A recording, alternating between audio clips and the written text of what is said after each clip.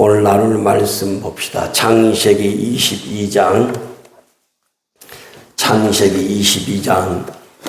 1절에서 3절까지 말씀입니다. 창세기 22장 1절에서 3절까지 한 목소리를 같이 한번 읽어봅시다. 시작. 그 일 후에 하나님이 아브라함을 시험하시려고 그를 부르시되 아브라함아 하시니 그가 이르되 내가 여기 있나이다. 여호와께서 이르시되 내 아들 내 사랑하는 독자 이삭을 데리고 모리아 땅으로 가서 내가 내게 일러준 한 산 거기서 그를 번제로 드리라. 아브라함이 아침에 일찍 일어나 나귀의 안장을 지우고 두 종과 그 아들 이삭을 데리고 번제에 쓸 나무를 쪼개어 가지고 떠나 하나님이 자기에게 일러주신 곳으로 가더니. 아멘. 오늘 말씀 제목 한번 같이 읽어볼까요? 절대적 하나님, 절대적 신앙. 오늘 절대적 하나님, 절대적 신앙. 오늘 말씀은 하나님이 아브라함에게 시험을 하시고 아브라함이 하나님께 시험받는 장면입니다. 근데 22장 1절 한번 띄워볼까요? 시작. 그 일 후에 하나님이 아브라함을 시험하시려고 그를 부르시되 아브라함아 하시니 그가 이르되 내가 여기 있나이다. 이 말씀을 가만히 묵상해 보면 아브라함이 얼마나 하나님과 소통하고 또 하나님과 깊이 교제하고 그리고 하나님 안에 살았는가 하는 것을 이 말씀 속에서 우리가 찾아낼 수가 있는데, 하나님이 아브라함을 시험하시려고 그를 불렀어요. 하나님이 아브라함아 하시니까 그가 이르되 내가 여기 있나이다. 아브라함은 하나님이 자기를 시험하실 줄은 꿈에도 꾸지 않았습니다. 몰랐죠. 그런데 아브라함아 하고 부르실 때 아브라함이 이르되 내가 여기 있나이다. 이 말씀은 아브라함이 하나님과 늘 소통하고 살았다는 것을 증거합니다. 하나님께서 분명히 저와 여러분에게 여러분의 이름을 부르실 때가 한두 번이 아니었을 것입니다. 그런데 우리의 귀가 닫혀서 그분의 음성을 우리가 못 들을 때가 허다합니다. 그러니까 하나님이 아브라함을 시험할 정도였다면 그 시험을 능히 받아내고 이겨낼 만한 영성, 그리고 하나님과 깊은 소통, 하나님이 언제 어디에서 아브라함을 불러도 아브라함이 언제든지 대답할 수 있는 깊은 교제, 이 영성을 아브라함이 가지고 있었다고 저는 보는 거예요. 하나님이 여러분들을 이름을 부를 때에 그 음성의 소리를 들을 수 있는 귀가 열려지기를 바랍니다. 하나님과 소통하는 사람만이 하나님과 또 교제할 수가 있고, 그리고 하나님이 우리에게 주시는 시험을 받아낼 만한 능력을 가지고 있는 것입니다. 지금 하나님이 아브라함을 시험하시려고 불렸어요. 이 시험이란 단어가 어떤 뜻을 가지고 있냐면, 어떤 사람이나 어떤 물건의 그 질, 그 그릇의 크기를 말하는 게 아니에요. 그릇의 큰 사이즈를 말하는 것이 아니라 그 그릇의 질, 얼마나 그릇이 좋은 그릇인지 그 질을 테스트하는 거예요. 어떤 물건이나 어떤 사람의 질, 그러니까 아브라함의 믿음의 질, 믿음의 그 순도를 하나님이 테스트하는데, 이 시험이란 단어가 히브리어로 나사란 말인데, 뭘 통해서 아브라함의 믿음의 순도를 테스트했느냐? 고난과 역경을 통해서 테스트하는 거예요. 이것이 시험이에요. 그러니까 지금 하나님이 아브라함을 시험하는데, 아브라함의 그 믿음의 순도, 질, 양이 아니란 말이에요. 그 질이 얼마나 강한지, 센지, 견고한지, 어떤 역경과 어떤 고난을 아브라함에게 주어도 아브라함이 이걸 이겨낼 수 있는, 받아낼 수 있는 그 아브라함의 믿음의 순도를 지금 하나님이 테스트하고 싶어 하는 거예요.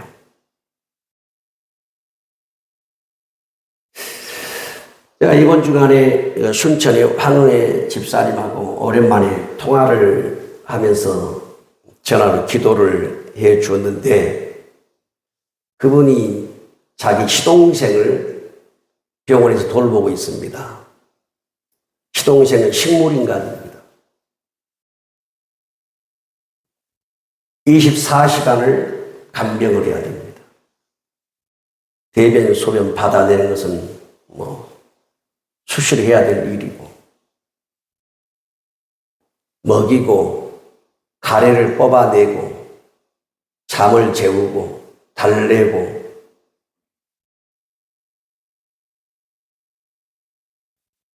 시동생을 누군가 돌봐줬는데 돌보미가 없는 거예요. 도우미가 안 나서는 거예요. 그래서 그 문제를 놓고 기도할 때 하나님이 네가 시동생을 돌봐라, 그 음성을 들었단 말이에요.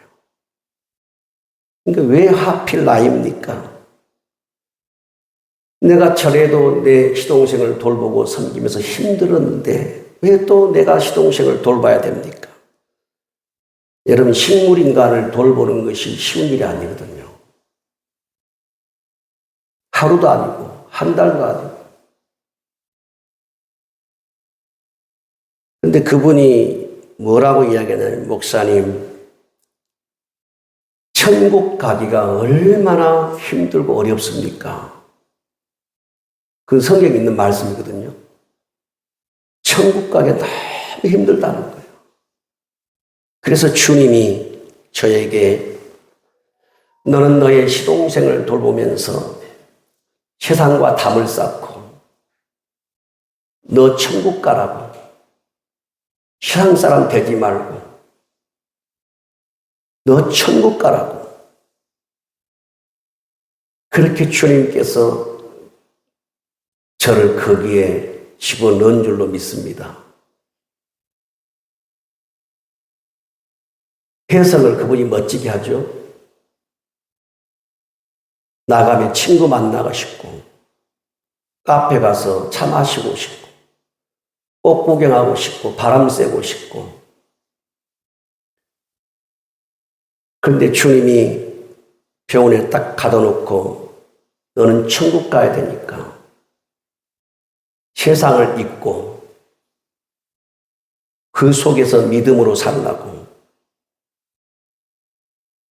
그러면서 천국 가기가 목사님 얼마나 힘듭니까? 세상과 천국을 동시에 지고 갈 수는 없습니다, 여러분. 여러분이 세상을 가지고 천국을 동시에 가질 수가 없어요. 천국을 가지려면 세상을 놔야 돼요. 버려야 돼요.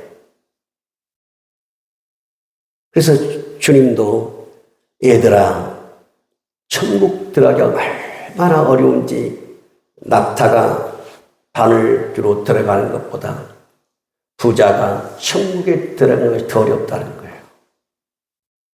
결코 세상을 놓지 않고는 천국에 못 간다는 거예요.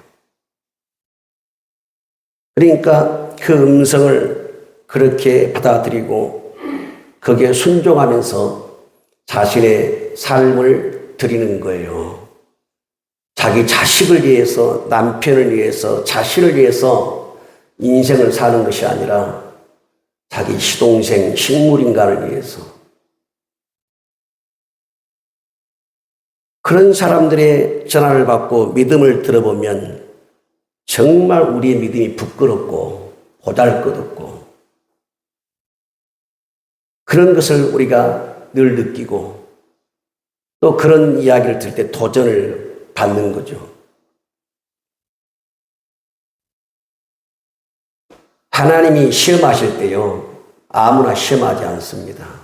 그 믿음의 질을, 순도를 검증하고 싶을 때는 하나님과 소통이 되는 사람에게, 하나님의 말씀을 충분히 능히 받아들일 수 있는 사람에게 시험하시지, 도저히 감당이 안 되는 사람들을 가지고 하나님이 시험삼아 장난치지 않는다 그 말이에요.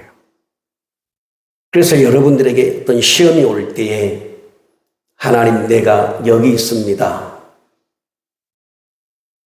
그 시험이 어떤 시험이든지 시험이 올 때 그 시험을 여러분이 받아낼 수 있는 사람, 그 시험을 받아낼 수 있는 믿음의 순도가 정말 강한 사람, 깊은 사람이 되기를 바랍니다.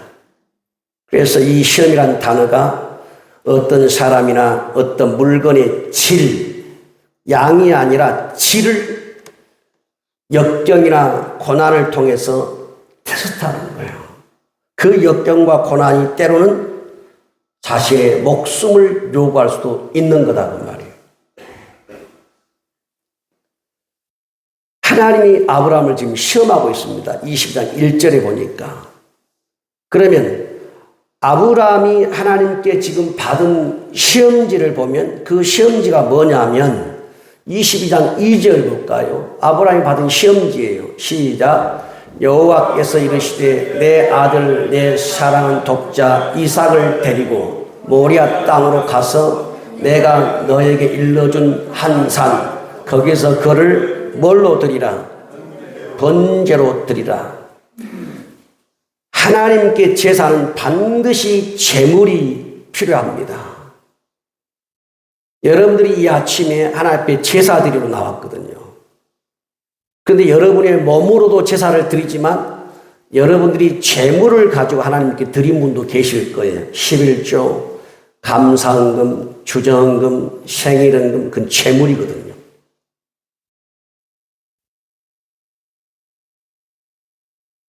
그 제물을 통해서 자신의 믿음을 확증시키는 거예요.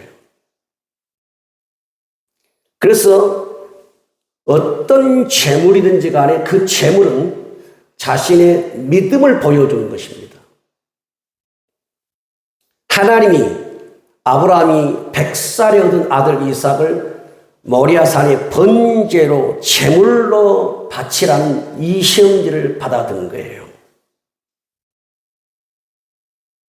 그러면 시험지를 받아든 아브라함이 어떻게 반응했는가? 그게 3절이거든요. 3절 한번 읽어볼까요? 시작.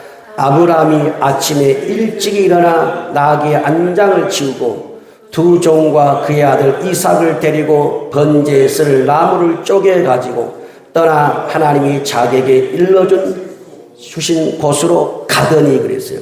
여기 보니까 아브라함이 아침에 일찍 일어나 그 말은 시험지를 받아들고 머뭇거리지 않았다는 거예요. 주저함을 갖지 않았다는 거예요.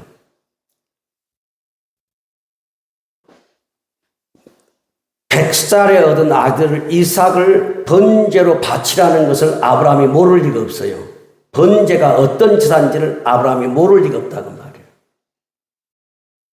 그러니까 아버지로서 아들의 몸에 칼질을 해서 그 육신을 조각조각 난도질을 해서 장기를 드러내고 팔다리를 자르고 목을 자르고 제물로 바쳐야 되는 이 시험지 앞에서 여러분 어떤 인간이 머뭇거리지 않고 주저하지 않고 제물로 바칠 사람 누가 있겠어요?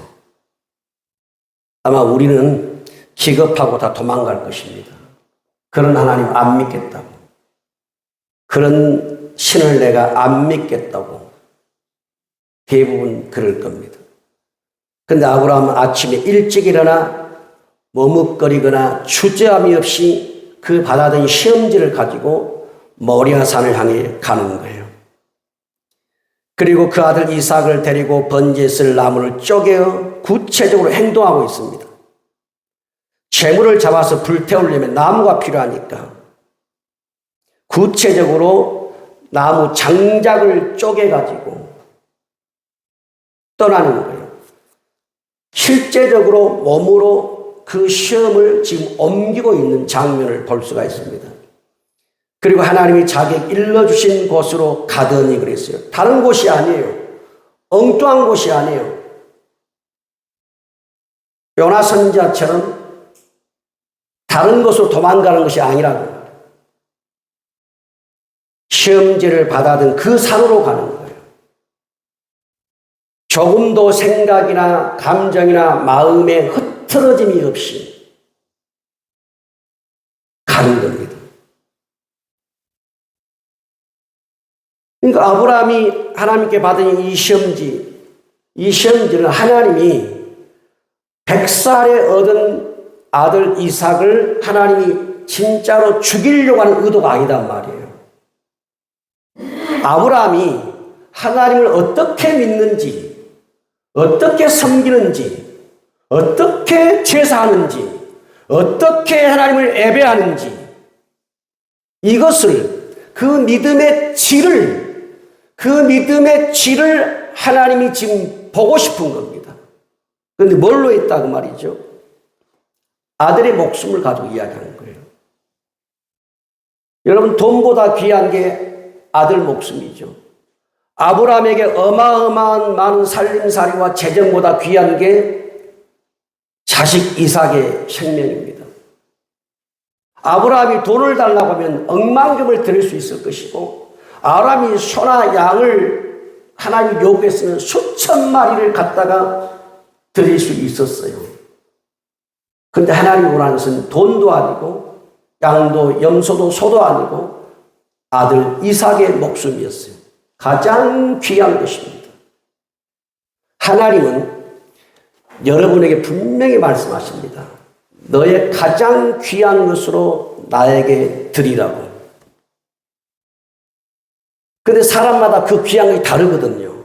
어떤 사람은 돈이 자기 목숨보다 귀한 사람이 있습니다. 어떤 사람은 명예가 자기 목숨보다 귀한 사람이 있습니다. 어떤 사람은 지식이 자기 목숨보다 귀한 사람이 있고, 어떤 사람은 목숨이 더 귀한 사람이 있고.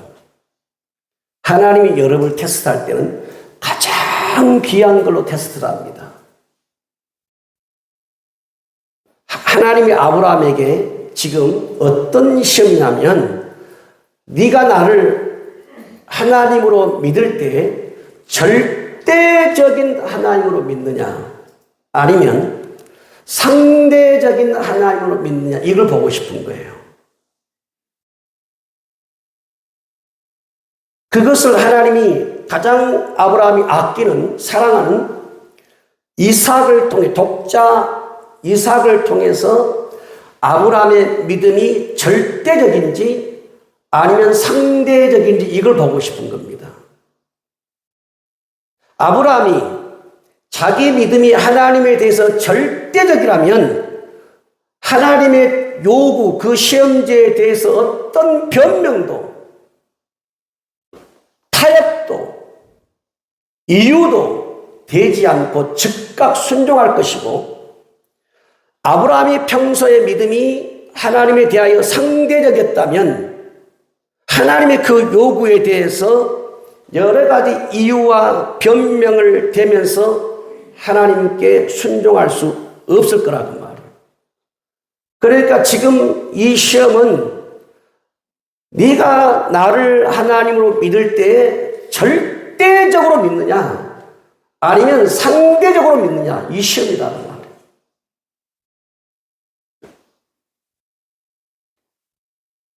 그런데 오늘 말씀은 아브라함 믿음이 절대적 신앙임을 우리에게 지금 가르쳐주고 있어요.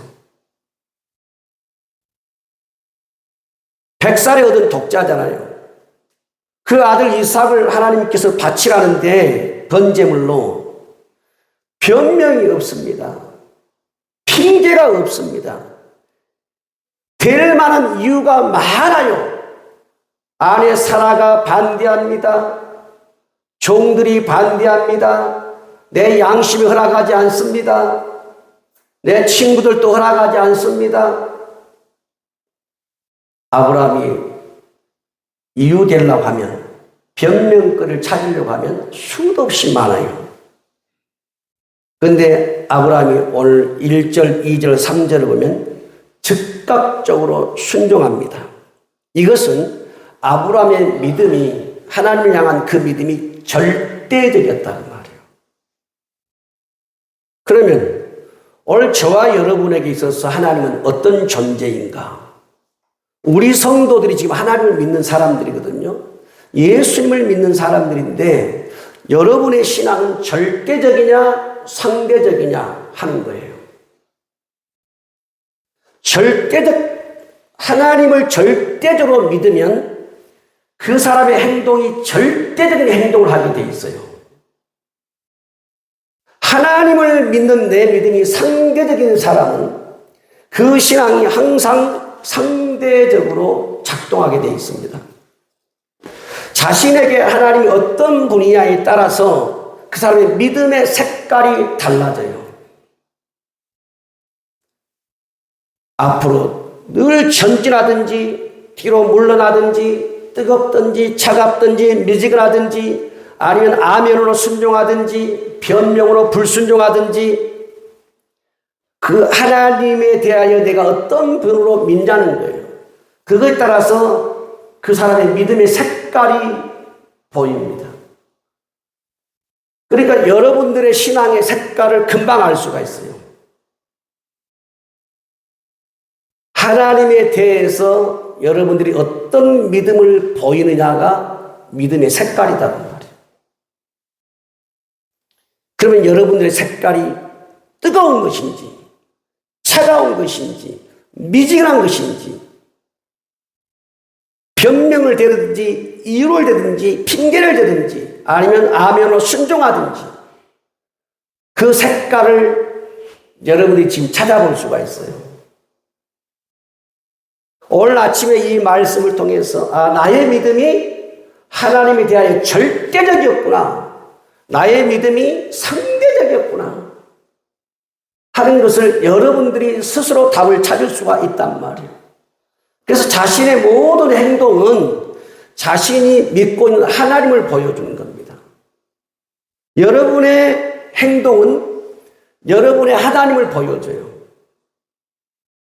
나의 행동이 나의 믿음이다 그 말이에요. 한번 따라서 나의 행동이 나의 믿음입니다. 옆 사람에게 말씀하세요. 당신의 행동이 당신의 하나님을 보여줍니다. 여러분의 행동이 여러분의 믿음을 보여주는 거예요.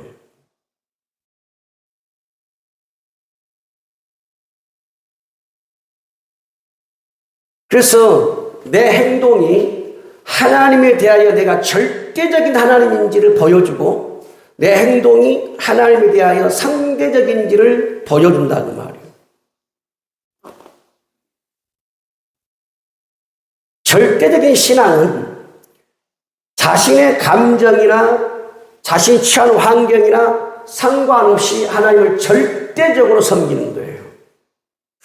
그러나 상대적인 신앙은 환경에 따라서 하나님에 대한 믿음이 달라지는 거예요. 오늘은 강했다가 내일은 차가웠다가 모레는 미지근했다가 또다시 뜨거웠다가 계속 올라갔다 내려갔다는 거예요. 하나님에 대한 믿음이 상대적이기 때문에 그러는 거예요.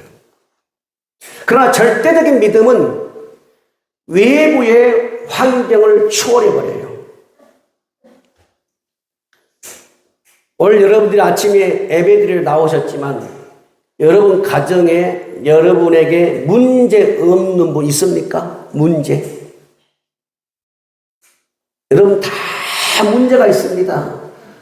자식 문제, 돈 문제, 먹고 사는 문제, 농사 문제, 내 신상 문제 모두가 문제를 가지고 여기 나왔어요. 모든 사람들은 문제 속에 살아갑니다. 근데 여러분, 상대적인 신앙은 항상 신앙의 문제를 걸고 넘어지는 거예요.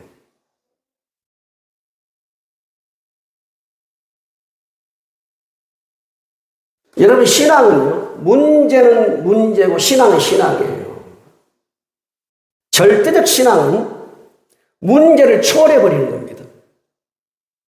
우리가 문제 때문에 믿음이 흔들리고 하나님을 향한 예배와 제사에 흔들렸다고 무너졌다고 한다면 그건 절대적 믿음이 아닌 거예요.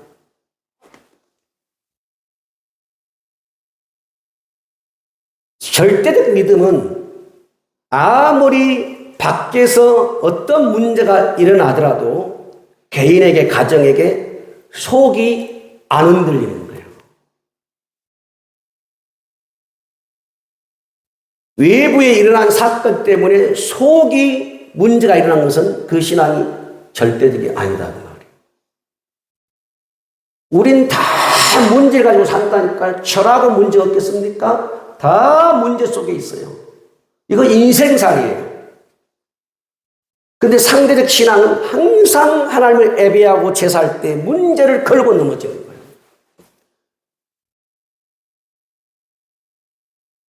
그래서 이런 문제 때문에 또 저런 문제 때문에 하나님을 향한 뜨거운 열정과 믿음이 온도 차이를 보이는 거예요.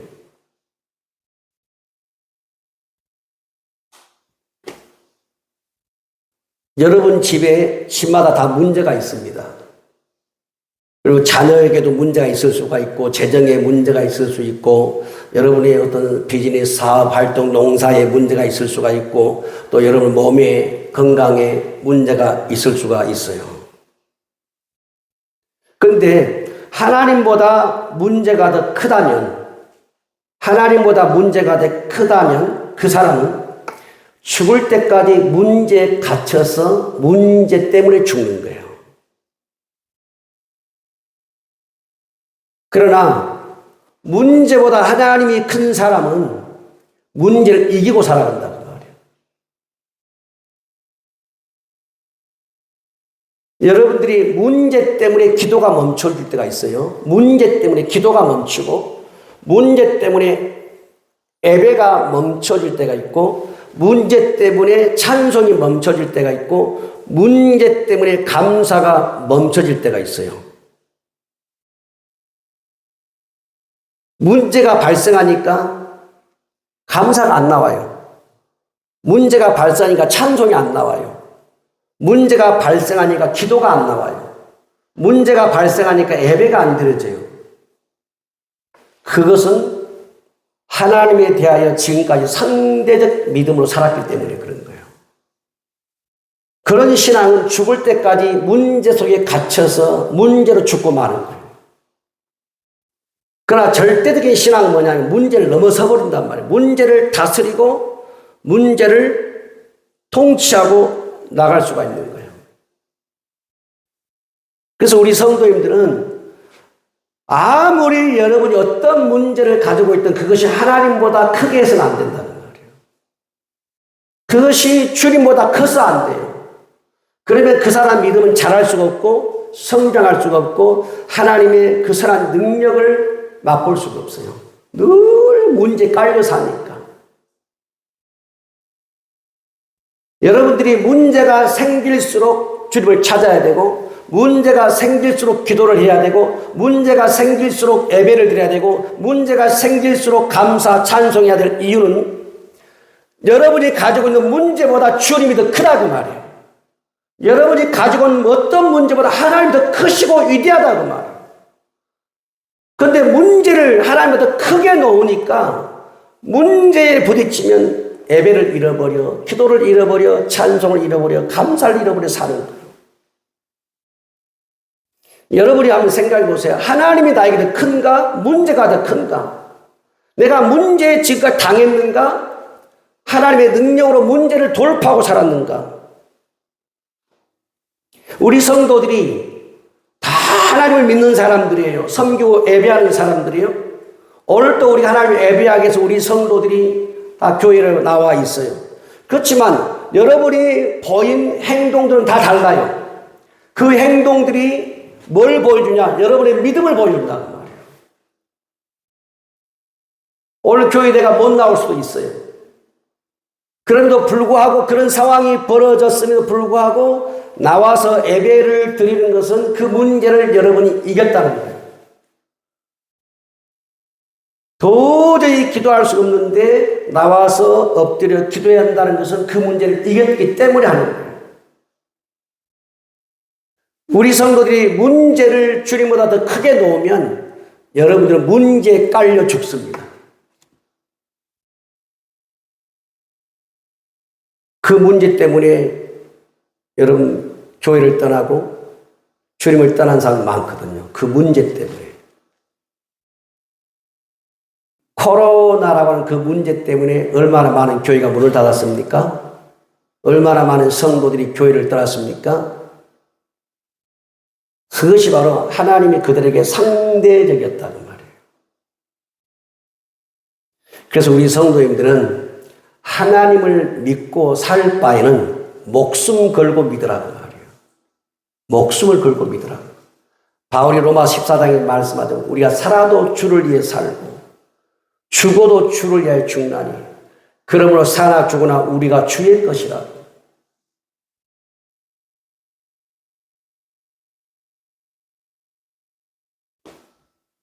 우리 옆 사람에게 말씀하세요.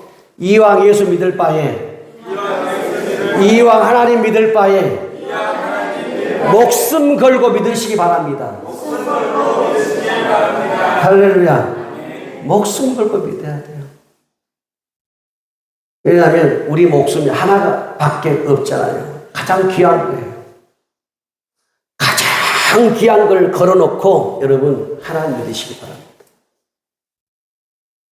우리가 그 정도 수준의 믿음을 가질 때 주님이 아브라함아 예 내가 여기 있습니다. 소통이 이루어져 시험 주님이 걸만한 그 자격이 되는 거예요.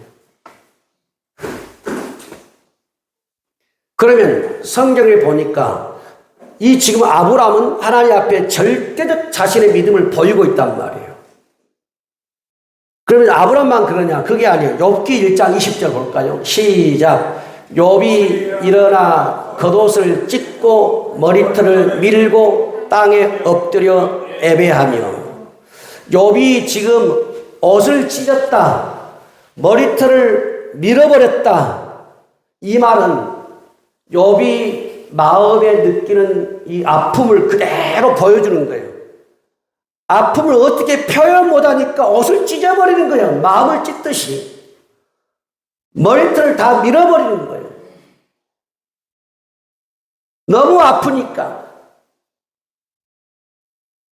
근데 뭐 했다는 겁니까? 그 다음에 내 마음은 이렇게 아프고 속이 상하고 뒤집어지고 찢어지는 것 같지만 뭐 했다는 거예요? 뭐 했다는 거예요? 지금 20절 끄트머리에 애배했다는 거예요. 그럼 이 상황이 언제입니까? 욥이 재산이 다 불탈 때에, 욥의 10명의 자녀가 죽을 때예요. 10자식이 죽을 때라니까요. 여러분 10자식이 죽을 때 하나님을 예배할 수 있는 것이 뭐냐? 절대적 믿음이다. 10명 중에 하나 죽어서 예배할 수 있겠다 싶겠지만 그것도 쉬운 일이 아니거든요. 그런데 10자녀가 죽었으니 어떻게 하나님을 예배할 수 있겠어요? 그분을 하나님이라고 말할 수 있겠어요? 그분을 내가 섬기고 제사하는 신이라고 말할 수 있겠어요? 그분이 나를 사랑하는 하나님이라고 말할 수 있겠어요? 그러니까 외부의 공격을 심령이 초월해버리는 거, 이게 절대적 신앙이다. 여러분, 사람은 외부의 타격에 다 무너지는 거예요. 그런데 외부의 타격을 이 내부의 심령이 초월해버릴 수 있는 거, 이걸 가져야 예배를 드린단 말이에요. 이걸 가져야 기도를 할 수가 있고 찬송할 수가 있고 감사할 수 있는 거예요. 여러분, 욥이 초인이 아닙니다. 저와 여러분과 똑같은 아픔을 느끼고 희노애락을 느끼는 사람이에요. 근데 10자녀가 죽었을 때 어떻게 예배드릴 수 있냐는 거예요, 하나님 앞에. 욥이 보여준 건 뭐냐면 절대적 신앙이 우리에게 뭔가를 가르쳐줘요. 그럼에도 불구하고 내가 겉옷을 찢고 머리를 밀어버릴 정도의 애통함이 있을지라도 하나님께 예배하는 것, 이게 절대적 믿음이다.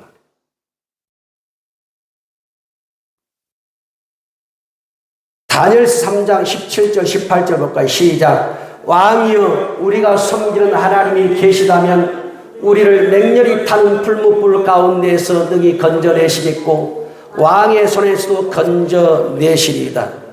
지금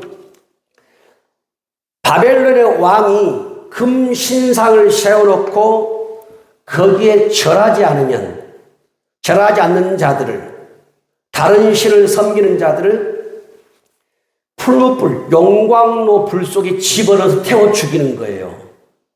형벌이. 다니엘의 세 친구 사드락, 메삭, 아벳느고가 하나님만을 섬겨요. 왕이여, 우리가 섬기는 하나님이 계시다면 우리를 맹렬히 타는 풀무불 가운데서 능히 건져내시겠고 왕의 손에서 건져내시리이다. 그 다음에 왕이여, 그렇게 하나님이 우리를 당신의 손과 풀무불에서 건져내지 않을지라도 왕이여, 우리가 왕의 신들을 섬기지 아니하고 왕이 세우신 금신상에 절하지도 아니할 줄 아옵소서 하고 풀무불 속에 뛰어 들어간 거예요. 뭘 보여줘요? 절대적 믿음을 보여주는 거예요. 하나님만을 향한 절대적 믿음. 하나님 외에는 다른 신을 섬길 수 없다는 절대적 신앙. 그런데 뭘로 합니까? 내 목숨 내놓고 하는 거예요. 풀무불 속에 들어가면 불에 타 죽는 거거든, 용광로 불 속에. 내 목숨을 버릴지라도, 하나밖에 없는 목숨을 내어 던질지라도 하나님과 바꾸지 않는 것, 이게 절대적 믿음이다. 그런데 우리는 목숨이 아니고 이 돈, 먹는 것, 농사, 사업, 비즈니스, 관계, 이런 것들 때문에, 이 하찮은 것들 때문에 절대적 하나님을 상대적으로 바꿔버린다고 말이에요. 이런 이유를 걸고 저런 이유를 걸고 이런 변명을 걸고 저런 변명을 가지고 하나님을 상대화시켜버린다고 말이에요. 그러나 다니엘의 세 친구나 또 사자굴에 들어갔던 다니엘이나 하나님을 절대화시켰어요. 어떤 문제보다도 하나님을 앞세우지 않았다. 마태복음 4장 볼까요? 20절 시작. 그들이 곧 그물을 버려두고 예수를 따르니라. 베드로와 안드레, 야고보와 요한, 이 네 명의 제자들이 주님을 따를 때 보면 예수님이 너희는 나를 따르라. 내가 너희를 알고 사람을 낳는 어부가 되게 하겠다 하고 따르라 했을 때 뭐 보여주는 것도 없고 손에 쥐어주는 것도 없고 뭔 권세나 명이나 권력이나 부를 주는 것도 없고 주님이 따라오라는 거예요. 그런데 베드로, 안드레 보면 그물을 버려두고 예수를 따랐어요. 그물은 뭡니까? 그들에게 돈을 벌 수 있는 수단입니다. 그물은 그들이 먹고 살 수 있는 수단이고 그물은 그들의 가족을 부양하고 책임질 수단입니다. 그물이 없으면 살 수가 없습니다. 어부에게. 그런데 그물을 버려두고 예수를 따랐다는 것은 예수님에 대하여 절대적 신앙을 보여주는 거예요.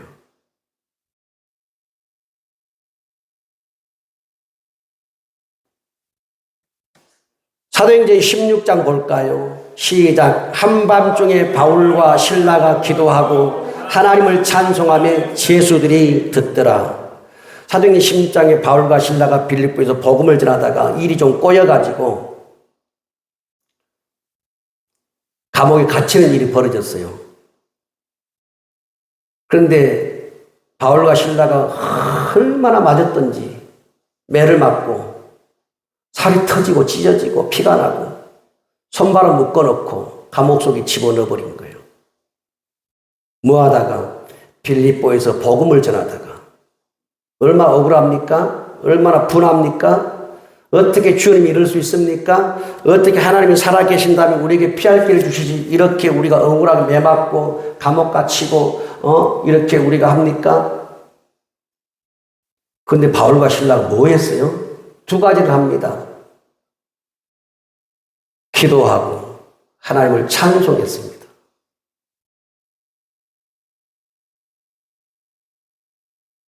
여러분, 슬픈 일 당하고 힘든 일 당하면 기도 안 나오죠. 찬송이 안 나오죠. 그것은 그만큼 내 신앙이 상대적이 아니었는가 한번 생각해 보라는 것입니다. 절대적 신앙은 바울과 실라처럼 매를 맞고 살이 찢어지고 피가 터져도 그 밤에 다른 제수들이 듣도록 하나님께 기도하고 하나님을 찬송하는 겁니다.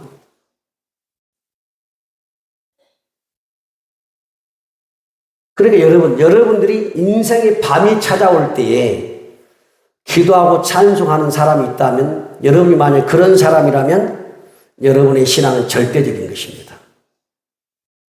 여러분이 아프고 병들고 힘들고 괴롭고 고통스러울 때 기도하고 찬송할 수 있다면 여러분의 신앙이 절대적인 것입니다. 그러나 그것 때문에 기도를 놔버리고 찬송을 놔버리고 예배를 놔버린 것은 상대적으로 하나님 믿는 거예요. 좋아야만 하나님을 예배하고, 좋아야만 하나님을 찬송하고, 좋아야만 기도하고, 상대적 하나님인 것이.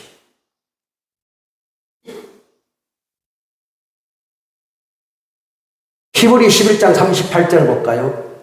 시작. 히브리 11장 38절. 히브리 11장 38절.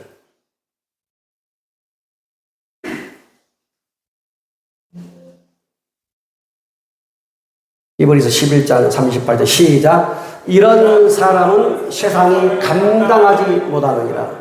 그들이 광야와 산과 동굴과 토굴에 유리하였느니라. 이런 사람은 뭐가 감당하지 못해요? 세상이 감당하지 못했다는 거예요. 우리 성도님들 가운데 세상이 감당할 수 없는 믿음을 가진 사람이 나오기를 바랍니다. 세상도 여러분의 믿음을 보고 어떻게 해볼 수가 없는 거예요.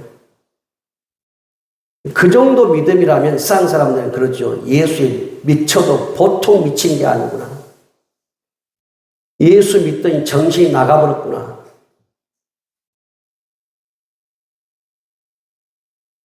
세상이 감당이 안 되는 거예요. 믿음이.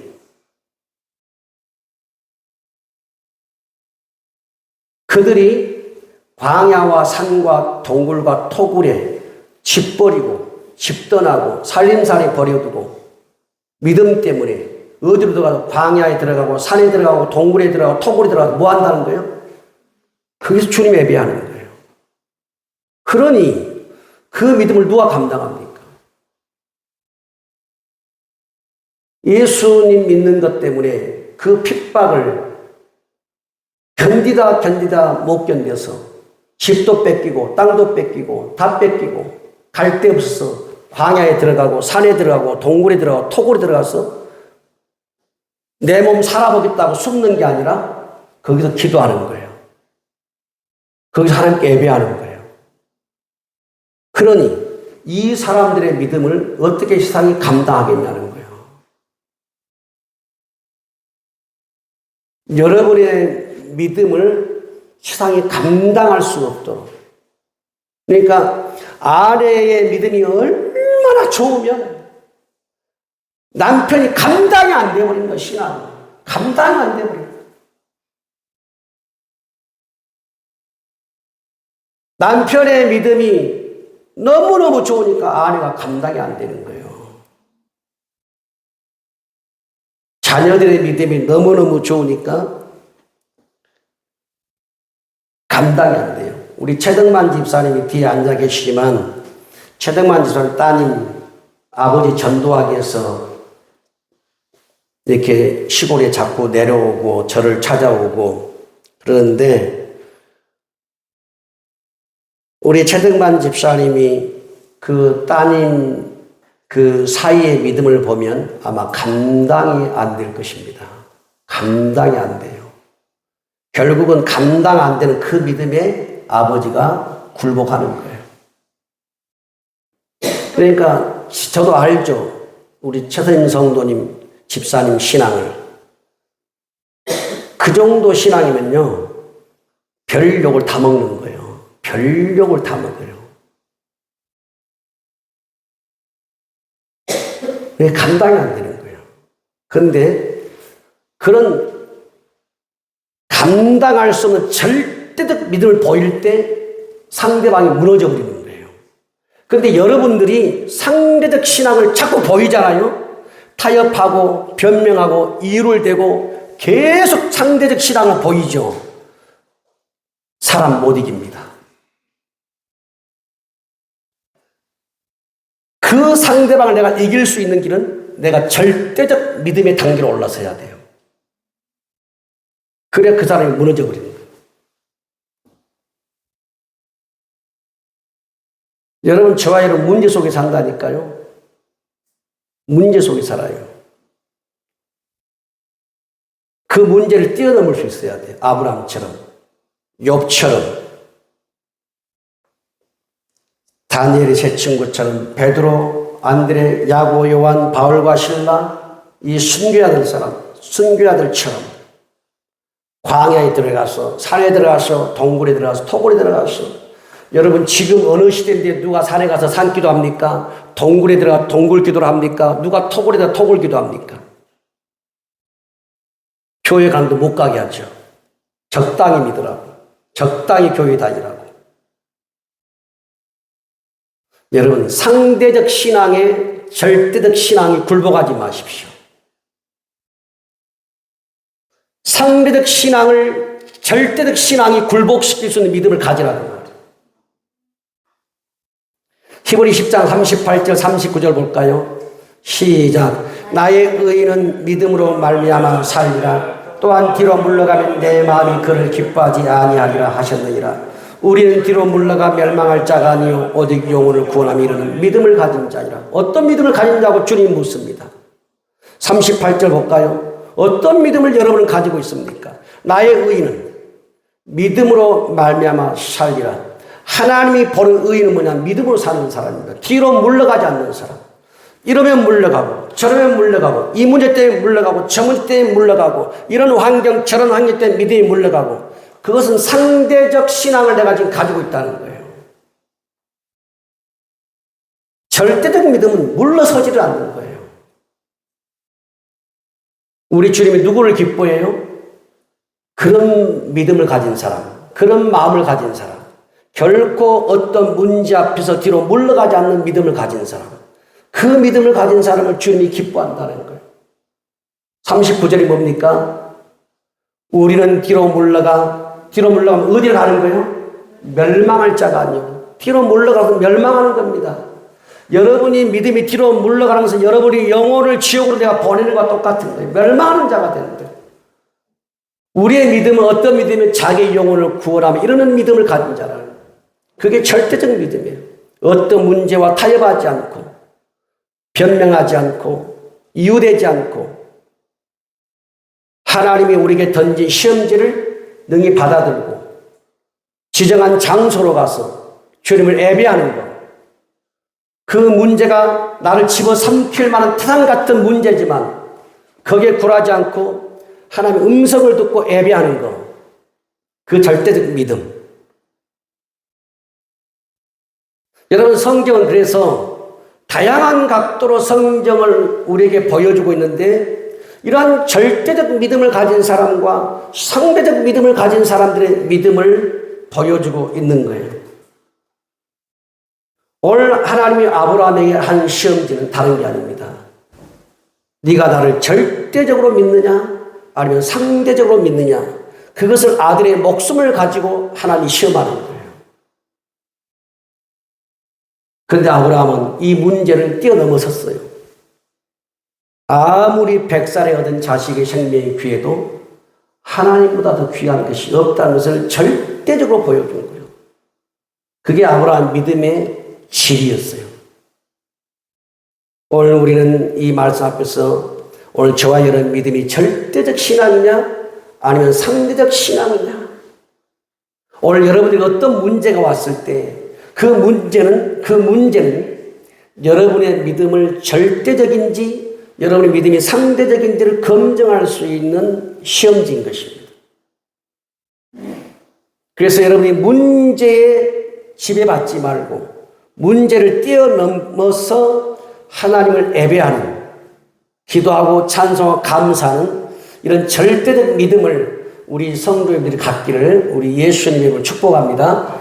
기도하겠습니다. 하나님 아버지, 오늘 아브라함이나 욥이나 다니엘과 그 세 친구들이나 베드로나 안드레나 바울과 실라나 순교자들이나 그들이 보인 믿음은 절대적 믿음이 어떻게 행동하는지, 절대적 하나님은 절대적 신앙을 가지고 오고 절대적 하나님은 절대적 행동을 하게 되는 것입니다.